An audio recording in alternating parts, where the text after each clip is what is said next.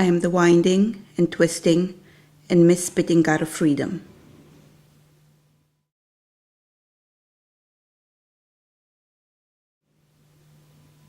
I am riding a black Yamaha out of the city. I am coming at the darkness, miles away, in the mountains to the north, which are perfectly invisible. It is foggy and gusty and rainy, and in the center the traffic is wild and semi-paralyzed, like some 1,000-legged electric insect that has been stomped on and is twitching. But I blaze right by it. I go by the city cathedral. I go by the parliament. Some museums. The streets are infested with illuminated gloom and rage. Headlights, dashboards, phones. I am riding 150 very tiny, enraged and hideously snorting black and chrome horses. I am the winding and twisting and misspitting god of freedom. I am the darkness, floating out of the fog, hurtling out of the fog, hurtling out from the pernicious fire of the city. Slowly, the semi-paralyzed traffic begins to slacken. Or shall I say that the terrible magnetism of rush hour has slackened, as the area of empty road begins to outsize the area occupied by automobiles. It is cold, and the rain is heavy and has the scent of ice. All along the journey home, until the highway loop that circles the city, and even a mile or two beyond, bright floating lights. They are not floating, they are attached to high, skinny posts, blur the darkness with a light that is not copper, nor orange, nor violet, but them all. And then the road begins to ascend, and narrow, and zigzag. And now there are no lamps, no lights but a gigantic halogen radiance from me, through which the grey worms of raindrops drop, curve, and whiz away. My house is a small bungalow that is right on the road. There is all this green space, and hardly any other houses, and some fool either built my house right next to the road, or the road right next to the house. My living room window is so close to the road that if I wanted, and if they wanted, I could make cheeseburgers and give them to motorists like a drive-through. There's more traffic than you'd think. Sometimes large trucks roll by. They bring produce and parts and raw materials from the sea. The port is on the other side of the mountains. A superhighway takes them to the city, but you have those drivers who prefer the narrow mountain pass. Anyway, when they go by the house, they seem like fantastic asteroids.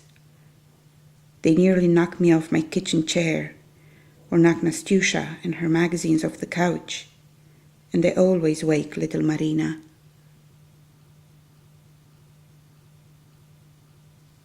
I lived for a very long time, longer than most men, in a kind of aimless boyhood and a wish to die. I lived in a box with 2 windows, a stove, a sink, and a bed, in a large apartment block on the east side of the city, an area where many young people lived and drank, even though I was not very young anymore. I dreamt of being a musician, but I never had enough money for an instrument. And I will tell you this, you believe you have reached a magnificent reckoning with death. You believe you have recreated the condition of death, or at least an indifference to life so profound that death would be as insignificant as taking the trash out. And you are proud, why wouldn't you be, that you have escaped the plague of being everybody else's business. And then a baby comes along. And well, you know, I'm not the first man who ever had a baby. I arrive home in the rain. The lights are on. There is a fire going. I cannot tell by the light in the house. I can tell by the smoke rising out of the chimney. I have to live this far away from the city and rent, because everything else is too expensive. But it's not a bad place to live. The mountains to the south are where the celebrities and moguls live. The mountains to the north, my mountains, are not very high, and they are full of gypsies. But you do grow weary of purpose. I stand in the rain, in my waterproofs, and look up the hill behind me, where an old house stands. A woman used to live there. She howled all day and night. She howled so much that, and this may strike you as odd, that she became a dog. I never knew what she was howling about. Nastyusha used to say, "What is that crazy woman howling about?" I used to shrug. "Go up there and ask her to stop howling." "It's none of our business," I said.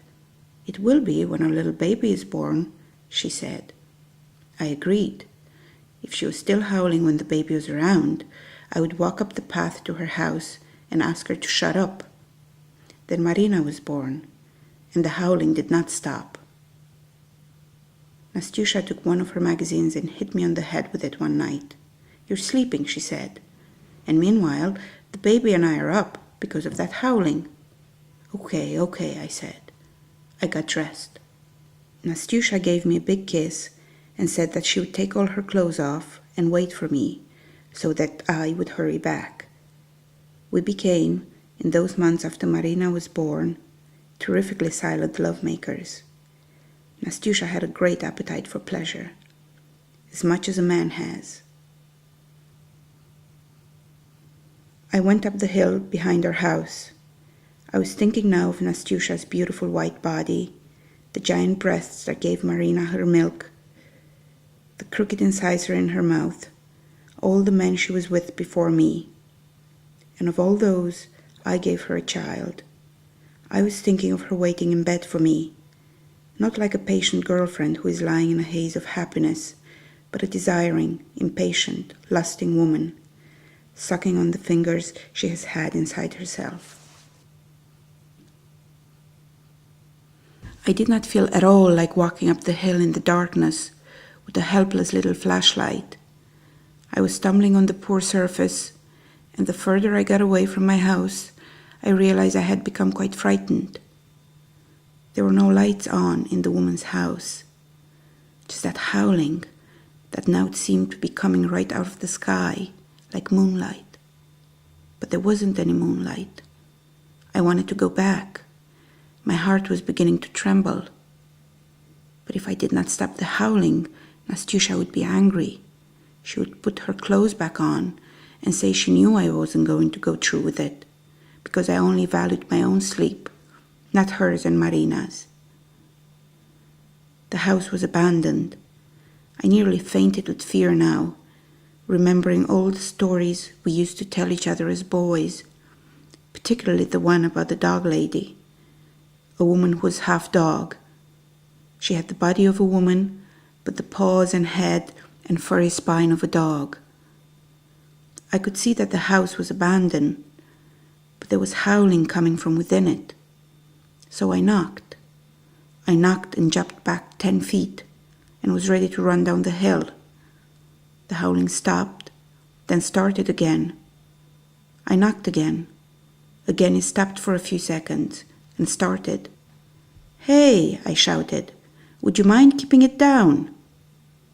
There was no answer, but the howling stopped. I began to walk down the hill, feeling quite proud of myself, when it began again. Now I was not so afraid. I was just angry. I walked back to the door and beat on it so hard with the back of the flashlight that the door opened. There she was, the woman, in the shape of a dog. She ran past me, into the hills, down toward the road, and out of my sight. That will teach you to transform into a dog before you open the door, I thought. I returned to bed like some great Egyptian god. Nastyusha threw the duvet off herself. She opened her legs. She was very wet. The sheets were soaking wet with the eroticism of silence.